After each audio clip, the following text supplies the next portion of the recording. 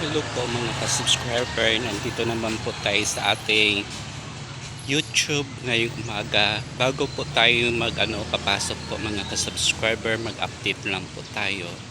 Ayan po mga ka-subscriber, happy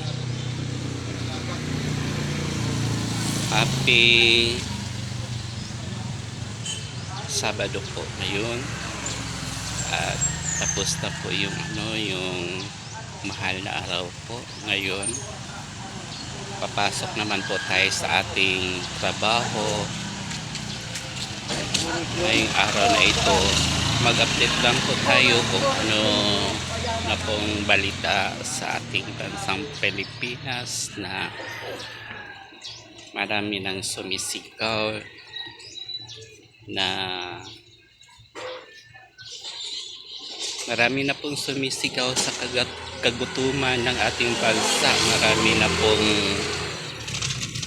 wala nang kayang bumili ng pagkain dahil po tumataas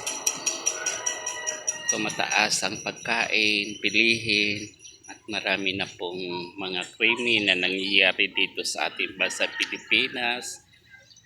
Holdapan. Ayan po mga ka-subscriber, dapat talaga matigil na po yung yung mga drugs sa ating bansa Pilipinas, para tahimik na ang ating bayan. At saka parang walang pag-unlad ngayong panahon.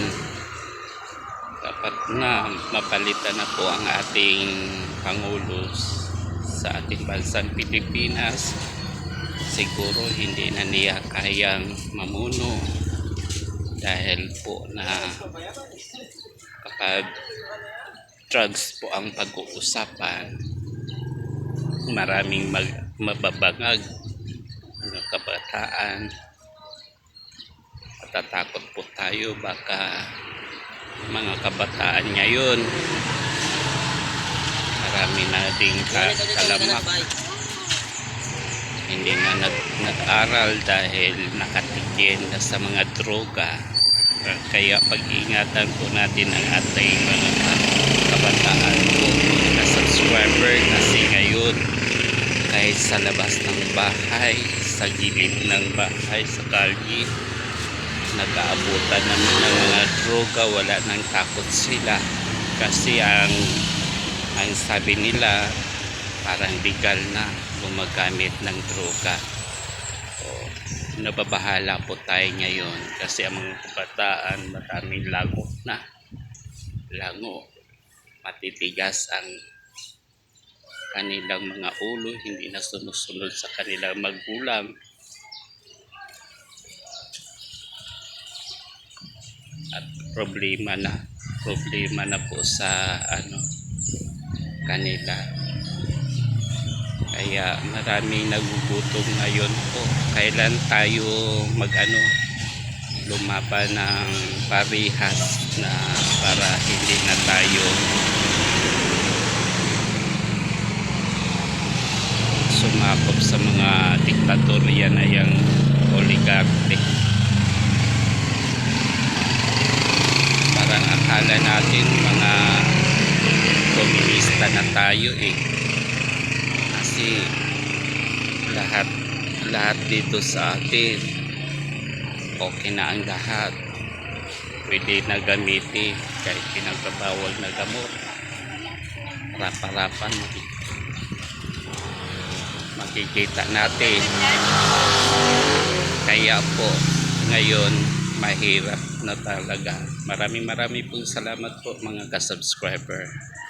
Sana po bago ang lahat, po tayo mag-subscribe sa aking YouTube channel para makaabot na po tayo ng 1K followers ay subscriber, para ma-monetize na tayo. Kasi itong pag-vlog ko, hindi lang po to sa pansarili ko, kundi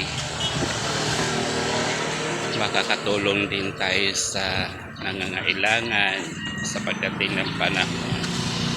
Ngayon magsakripisyo muna tayo, mag-vlog, mga short video,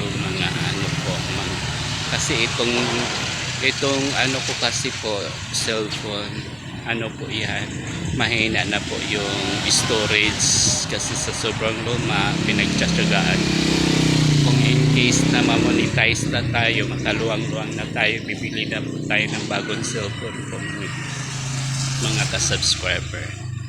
Huwag ninyong kalimutin pindutin ang notification bell para updated po tayo sa lahat ng mga vlog natin. Maraming po salamat. Hanggang dito. Bye.